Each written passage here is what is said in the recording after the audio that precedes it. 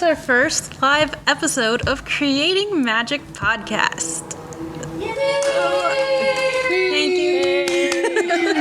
Yes! I'm so excited. This has been like one of the dreams since so the podcast turned 4 this year. Aw, so it's this many. I'm holding up 4 fingers because it's an audio podcast, so the listeners will need to know. So we are here live from Literary Ink. In Chattanooga, Tennessee. Has anyone seen the Chattanooga Choo Choo yet? Yes, I stayed there. Wait, is that a real? A few years ago. Wait, like that's for real? Yeah. Oh. You can usually find it on the app Hotels Tonight for like $50 a night during during like weird times. That's how I stayed there on tour. Wow. Was for $50 a night. Okay. So now I regret not doing that. All I got was this super comfy, quaint Airbnb conveniently located to where we are right now. Next year, Chattanooga Choo Choo. Yeah, I could have slept in a choo-choo. It's fine. I petted a wolf today and we got a picture together and now we're best friends. So I'm pretty New album cover. Yeah, new album cover. Definitely going to use that. So I am Dani. I am one of the hosts of Creating Magic. My co-host is not with us today.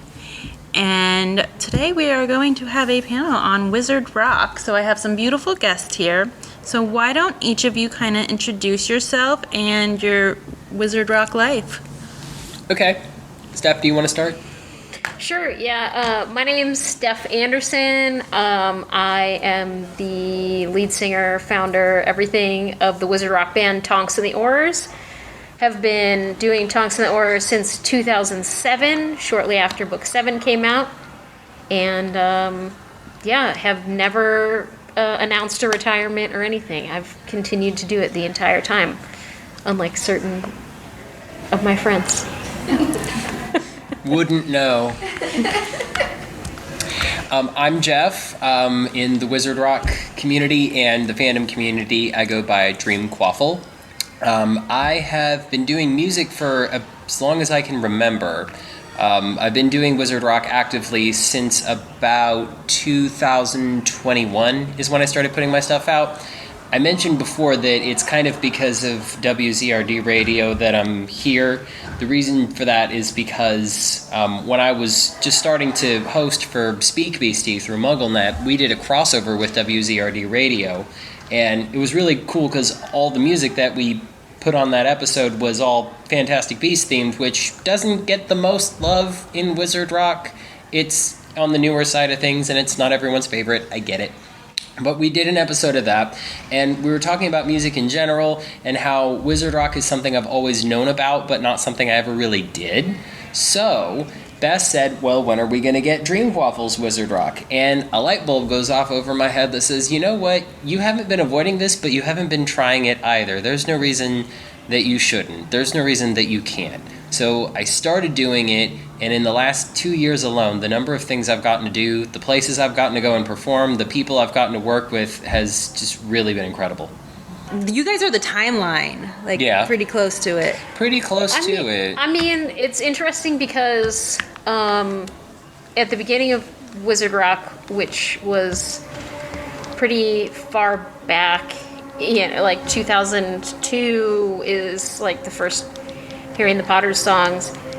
When I started my band, there was actually a divide of like bands that existed pre-Book 7 and bands that came up after Book 7. So there were many, many years where I was like, oh, I'm this post-Book 7 band. Like, I'm not a big deal. But yeah, it's come a long way because so many bands have come and gone in that time that it is pretty interesting where we're at today, Mm-hmm. You mentioned a post-book band. It's interesting how when you look at Wizard Rock, it really kind of goes through those phases like any other kind of music, because you had the original Wizard Rock bands like Harry and the Potters, Brian from Draco and the Malfoys, who's here this weekend, and then you have Matt Magiacomo from the Whomping Willows. There were 3 of the big bands that really in the beginning kind of started the whole thing going. And then you've got the post-book bands like what Steph just described.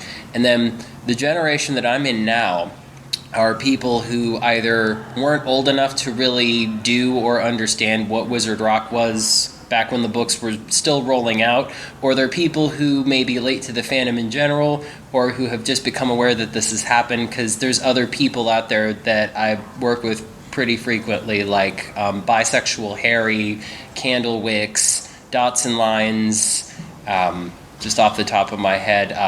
TK of Totally Canuts has put out a tremendous catalog of Wizard Rock and has also kind of been at the helm of some of the bigger projects that have come out. TK and I worked together on something cool called the Wiz Rocklopedia Compilation Club. That went for about 2 years. Steph, you were on that. Mm-hmm. We did 4 albums a year, so 8 in total. Each album had a different theme, and they were uniquely curated albums of previously unreleased songs with a theme that only went out to subscribers. The artists were told that they could release the songs individually a year later, and now that the club has come to a close, they've all been told, do whatever you like with the songs.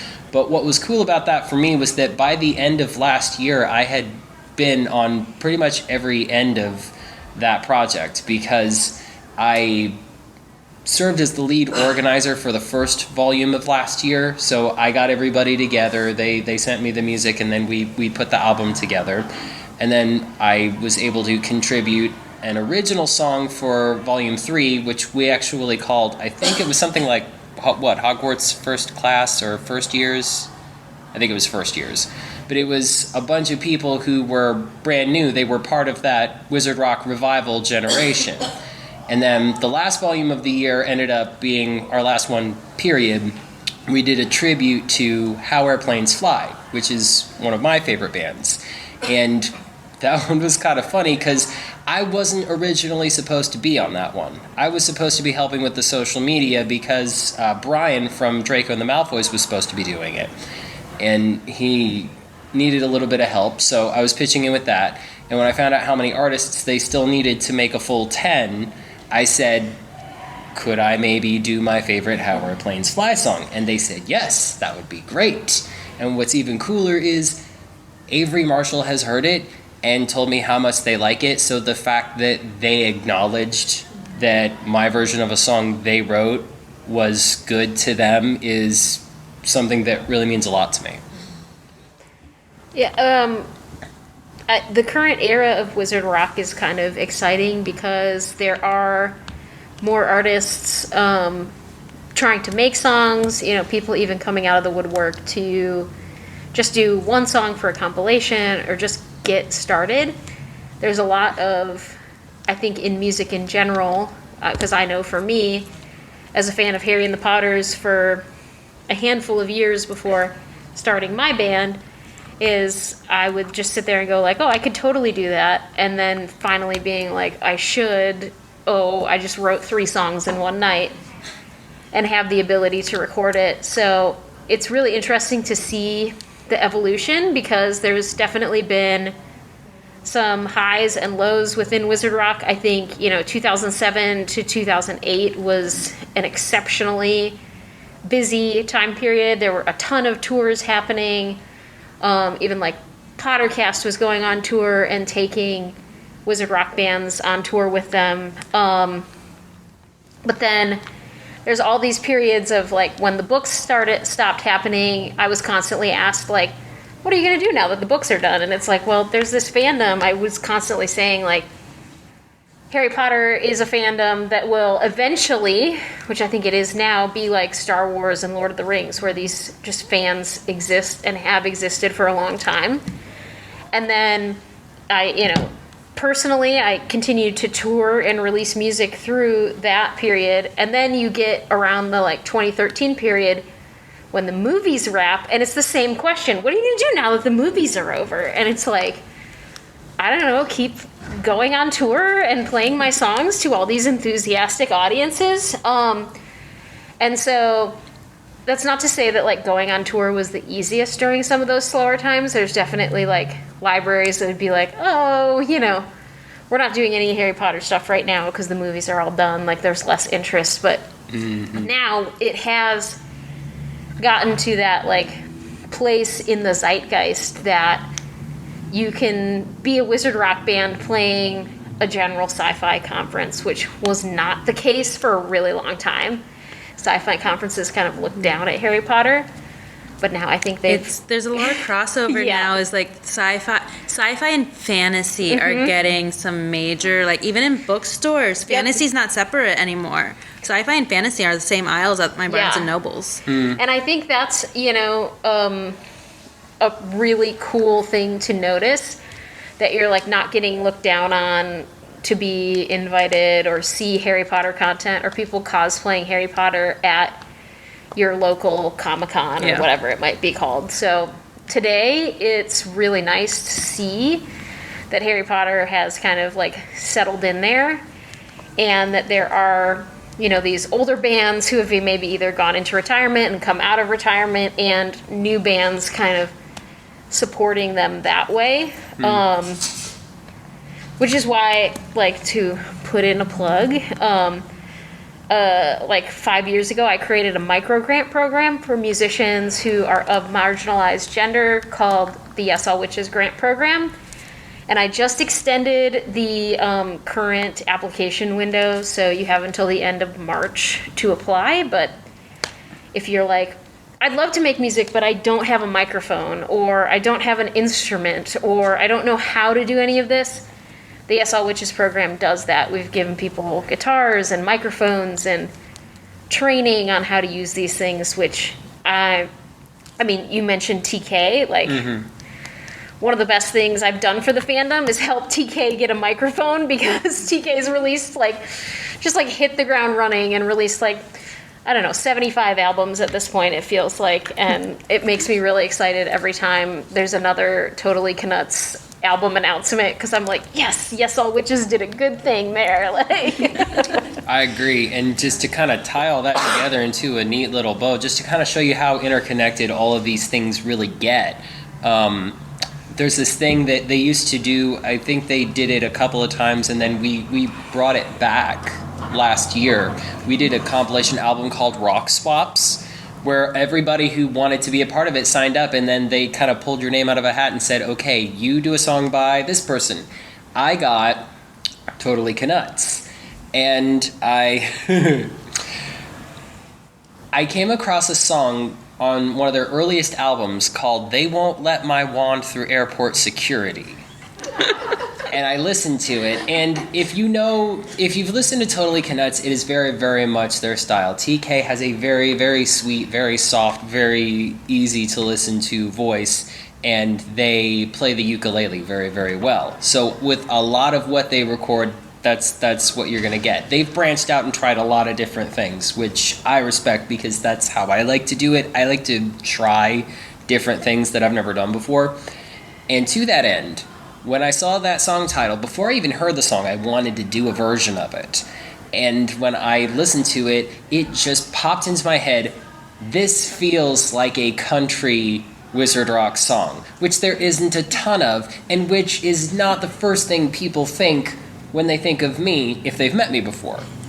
But I do come from Indiana and Kentucky, where there are a ton of country music fans. I've heard it. I get the gist. I think a lot of country music artists have pink hair. Do they? I think so. Interesting. I will take your word for that, because I like to believe it's true. But anyway, so I reached out through one of the channels that Wizard Rock people have to keep up with each other these days. Is there's a very active Discord community for Wizard Rock. I reached out and I said, does anybody know somebody who can play the banjo? Because I need a banjo on this. And that connected me to Bradley Mellenbacher from Draco and the Malfoys, who unfortunately is not here this weekend. But Brian, I've gotten to know Bradley pretty well, but Brian could tell you a lot more about him than me, because they've been doing this thing together for years. But he and I start emailing back and forth. We put the song together. And then last year, when I find out Draco and the Malfoys are going to be at Denver LeakyCon, where I also performed, Bradley and I got to play that song on stage together, which was incredibly cool. And if it hadn't have been for all the people in the community who reach out and help each other and play each other's songs and do shows with each other, then that whole experience couldn't have happened. But just from doing that one song, it led to so many cool experiences so far already. So I know, at least from personal experience, is that what I know about the Wizard Rock fandom, I consider it like not a separate fandom, but it's almost its own fandom. What about people that are just wanting to get, because you all seem very interconnected, and what about people who aren't connected to it yet but want to find a way in and figure out like how to like start listening and where to find people and become part of that community? Like those, like you guys have been playing on stage throughout the day in the vendor hall. What about those people who first time, because they're walking through a vendor hall, are like, oh, what is this? I like this. Where do they go? I mean, Wizard Rock has been a hyper internet associated musical genre since its inception. Like I could write an entire thesis on how Wizard Rock is what it is only because of MySpace at that time period. I was hoping you were going to say MySpace. Like MySpace is where like legitimately all of this started. But yeah, I would just say like finding your favorite or the first Wizard Rock band that you have been associated with and finding them on social media if they're still active immediately opens up, because we're like, whether it's sharing each other's stuff on social, etc., but that then can open you up to the Wizard Rock Revival Facebook group, the Discord server, the podcast, the WZRD podcast that's happening right now. Like there's so many outlets, and Bandcamp, like when MySpace went away, Bandcamp kind of became that place. So is the Compilation Club still on Bandcamp? I think we're still trying to figure that out, because the way we did it was people could not access any of the albums through the Wizrockopedia Compilation Club unless they subscribed to it, but obviously they can't do that now. Yeah. So we've told the artists they can release the music individually through their own channels, but I've been trying to get some of the other organizers who worked on the project like to think, what would they think if we put them out? Because on the one hand, we asked subscribers to pay $50 a piece for 4 albums spread out throughout the year. And if we just put them out there now, then it kind of... Because I was just going to say that, like, finding a Bandcamp like that, like the Fandom Forward, which is a nonprofit, which used to be called the Harry Potter Alliance, they've put a lot of their compilations that are fundraisers onto Bandcamp, and that might be a great place because it's a great collection of artists and songs that you can then kind of like follow them elsewhere, like find people. So I mean, actually, I'm sorry, I think I may have misunderstood your question. The Wizrockopedia does have a Bandcamp page. It's separate from the Compilation Club. That was its own thing, but just like I've got it right here. These are just the albums that are on the Wizrockopedia's Bandcamp right now. Those are albums that you can go in and get. I've got tons of them. It's a great archive, especially of musicians who have maybe moved on from Wizard Rock. So it's maybe less helpful to find the active people, but following things like the Wizrockopedia as well on their socials, like there's a lot of great spaces to get more interconnected and find more musicians doing Wizard Rock too. And the Wizrockopedia Bandcamp profile has an album on it that when I do a little bit of social media help for them, so I found out when they were getting ready to release a very, very popular Wizard Rock album, there was a guy, he put out like one 5-track album. He calls himself MC Creature, and the album is called Alone in the Dark. And it's probably the Wizard Rock like album that I have played the most. But I can't help it. Who would have thought that this guy could write 5 rap songs from Creature's perspective, and it would be one of the coolest things I ever heard. Like, I thought it was so cool, it actually inspired me to think, you know what, I'm kind of on a roll with, I never thought I could do this, but now I'm doing this. How about I try rapping? Turns out, I know how.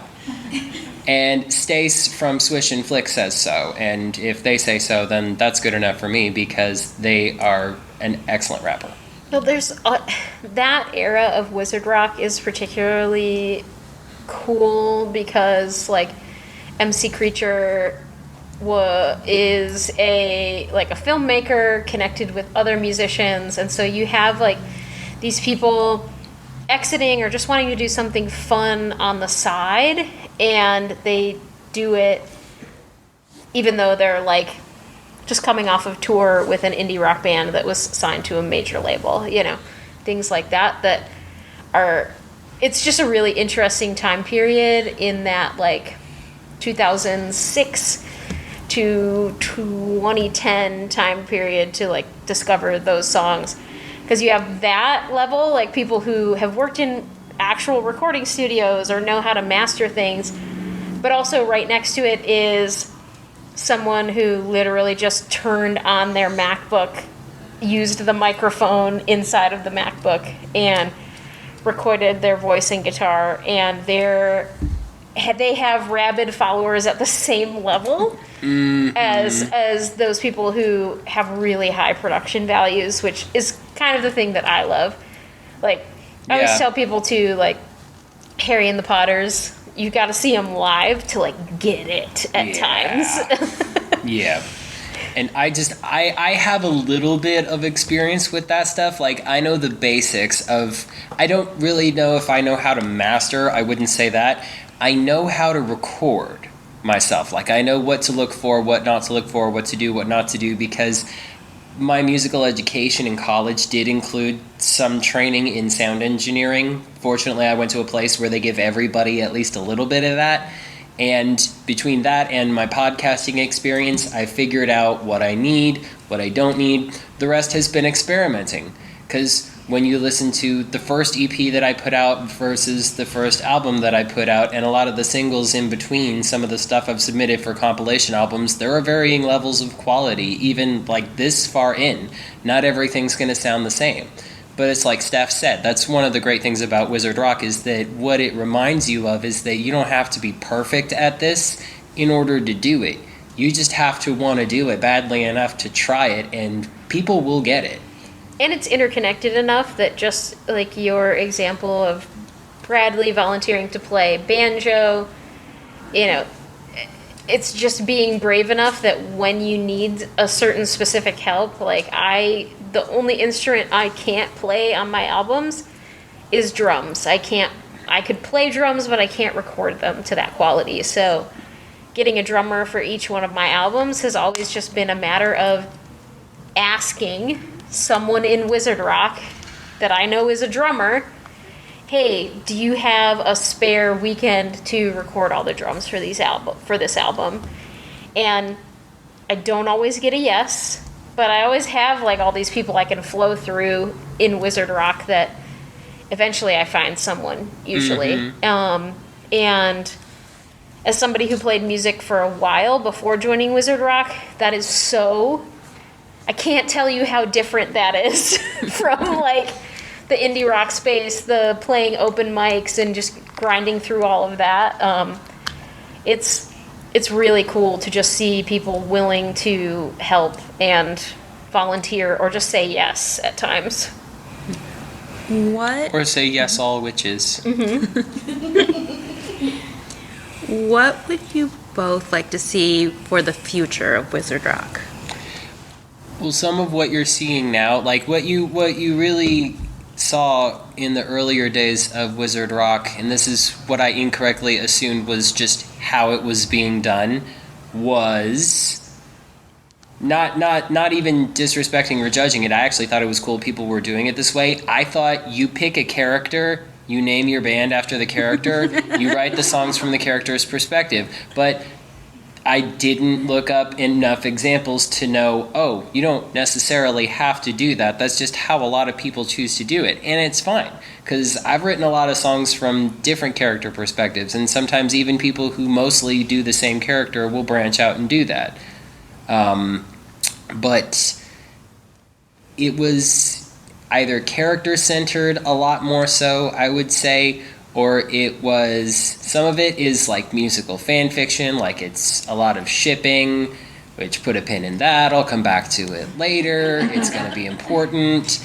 But it wasn't necessarily, what do I want to say? It wasn't necessarily that angsty or that angry or that political, but a lot of what's being created now is kind of moving in that direction, and it's in response, a lot of it, to what's happening in the fandom right now. It's not about as much about the fandom of like the Harry Potter characters that we love so much. It's about the part of the fandom that we exist in. It's about how we're reacting to and handling the situation that we as fans of this thing find ourselves in now. And not just inside of the fandom. I mean, my album Huffle Riot and Harry and the Potter's album Lumos came out 2 years after Donald Trump was elected president, and both of those albums are heavily influenced by the Death Eaters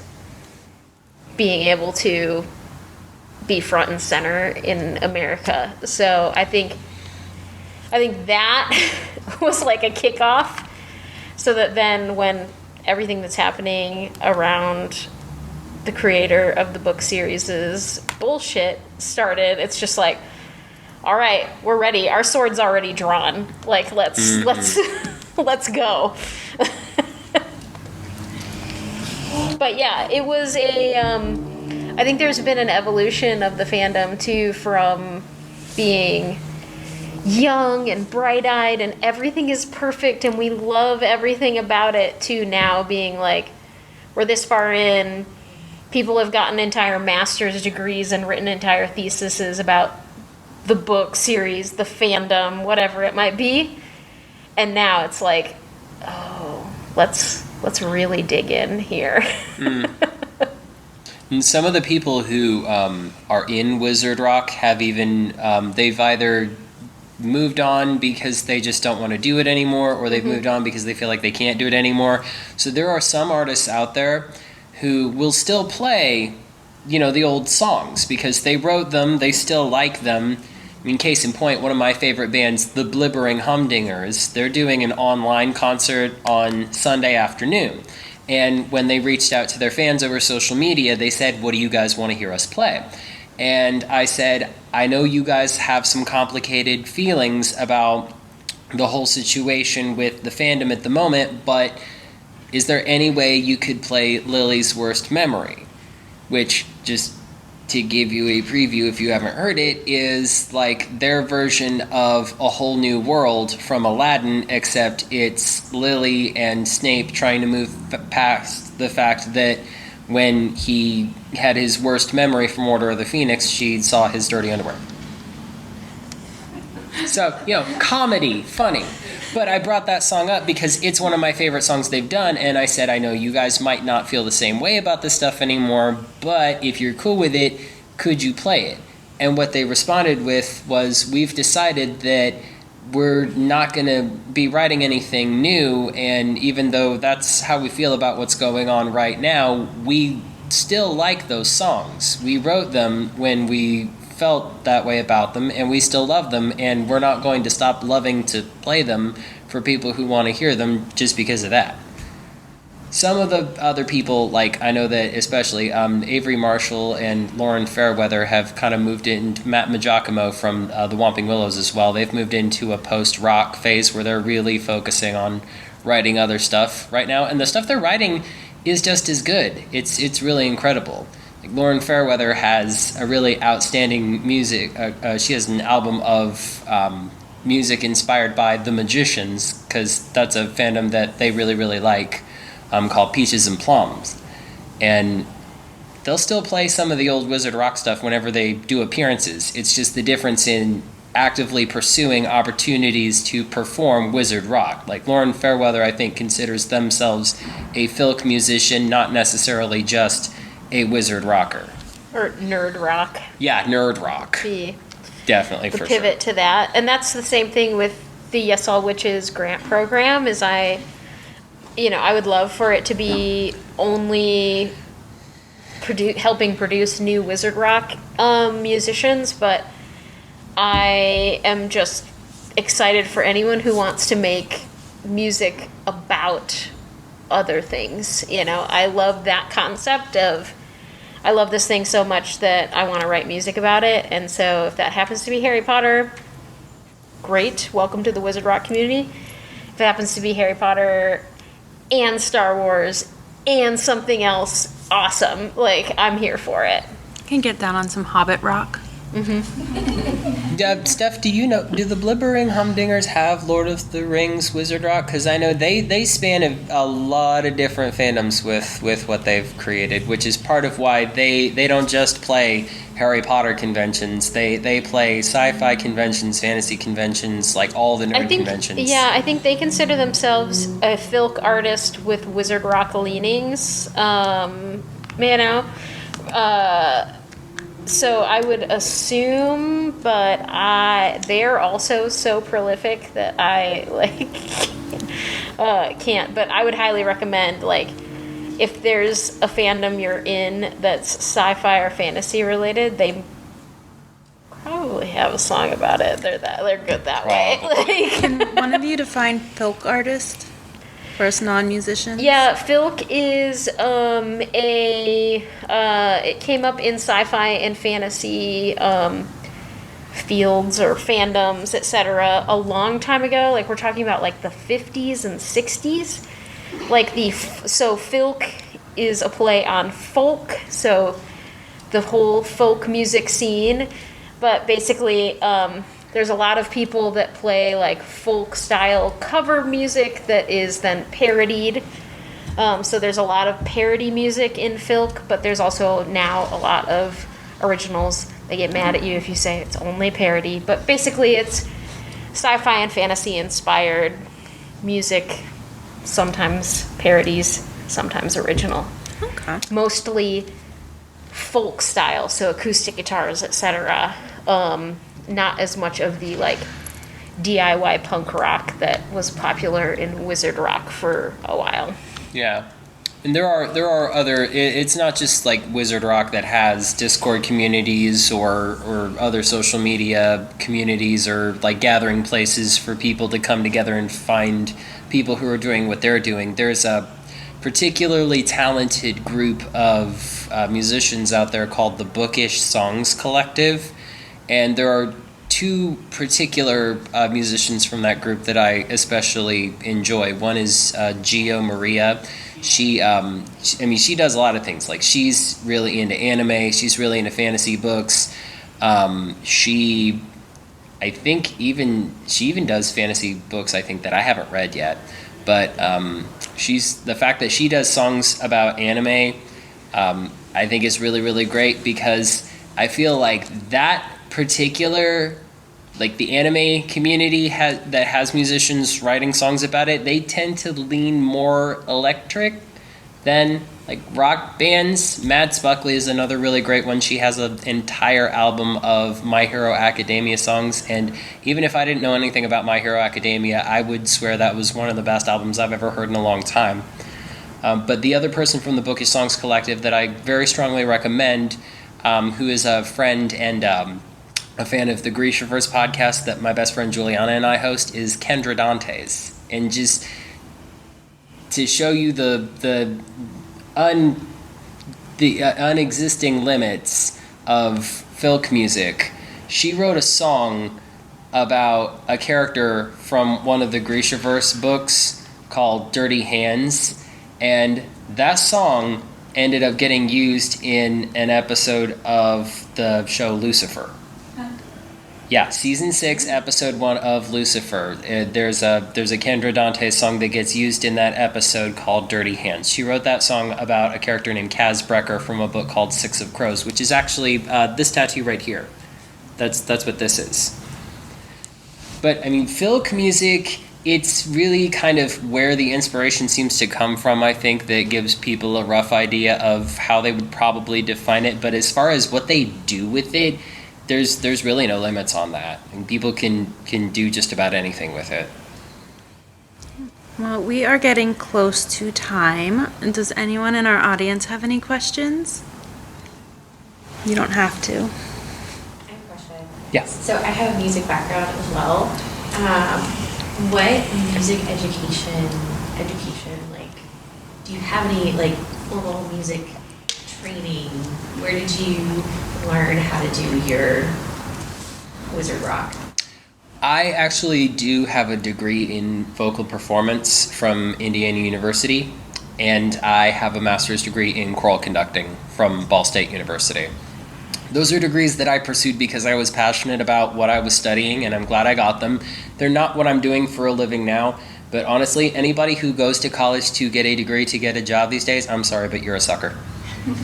I'm not saying you won't get a job doing what you're studying. I'm not saying don't study what you love to study, but I'm saying if getting a job is the end game for you when you get a degree in anything, you're a sucker, because there aren't that many out there. There just aren't. Also, if you're doing that, then you're taking something you're passionate about it and you're automatically going into it, turning it into your work. And if your passion is, your bread and butter, if that's what you do, then that's fine. But it should never be about dollars and cents. Like, I don't make money doing this. I don't. Most of the time when I get the opportunity to go out and perform lately, it's been for this kind of event. I'm not performing this weekend, but I've got a couple of events on the books in the next couple of months that I am performing at. And when they ask me, what do I want as far as compensation, I really don't ask them for much because it's not what I need. Money isn't something that I really care that much about. And all I really care about is the opportunity to go places and share this cool thing that I love with other people who also like it. But to get back to what you actually wanted to know, my musical background. It's funny you mentioned having training, because after a while, when you sit with your own instrument, whether it's the one in your hands or the one in your body, you grow with it, you change with it. So it's kind of like when your body changes, you just kind of become used to it after a while, and it becomes kind of hard to notice the difference unless you see like a concrete example of that's what it was, this is what it is now. Like, I've heard recordings of myself singing from when I was in high school versus now, and I can notice a difference. But if I just picked up a guitar and started singing now, I wouldn't really think there was much change. So a lot of times it's hard to perceive how things like that prepare you for things like this. But Jill, Brian's girlfriend, who's here with him this weekend, she's vending some of her really beautiful stuff that she's got out there in the hall. She said after she heard me perform at LeakyCon in Denver that was actually her first thought when she heard me singing. She said, that person has training, which was a great compliment because it means the training stuck. Even if I don't think it does, it obviously is something other people can pick up on. But, I mean, we've already said, even if you don't have that, it can be useful, but it's not something that's necessary to have if it's something that you want to try. But it can't hurt either. I mean, it's one of my mentors in grad school told me that it's all about putting as many tools in your tool chest as possible. You might not need them all at the same time. You might not even know you need some of them until it comes around. But the more you have to work with, then the more you will be prepared to do when it does come up. To answer your question, which I believe was what my musical training was, I took guitar lessons from age 11 to 17, basically. And I would say that probably 5 years of those lessons were wasted because I didn't practice, but it is what it is. I have regrets. I was 11. What do you want? But I relate to that. So yeah, I took guitar lessons, and anyone who wants to learn, especially a stringed instrument, be it like guitar or ukulele, I usually do recommend taking some lessons just to help yourself not get into bad habits.